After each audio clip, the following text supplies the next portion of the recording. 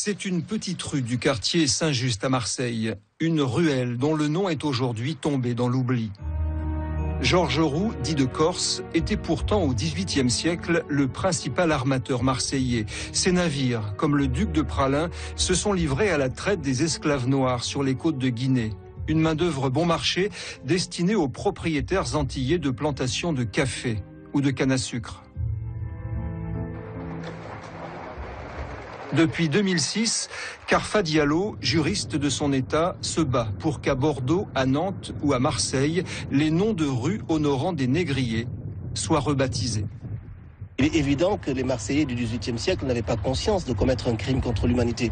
Mais il me semble qu'aujourd'hui, en respect de la mémoire des millions de personnes qui ont été victimes de ces crimes contre l'humanité, mais aussi en respect de la mémoire des descendants de ces esclaves, mais aussi de la mémoire de la France et en respect de la loi, puisque la loi française dit que la traite des Noirs et l'esclavage est un crime contre l'humanité.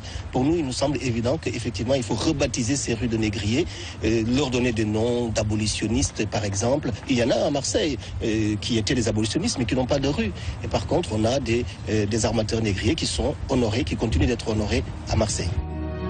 La Fondation estime qu'au XVIIIe siècle, plus d'une centaine de navires marseillais ont participé à ce trafic d'êtres humains entre l'Europe, l'Afrique et les Antilles.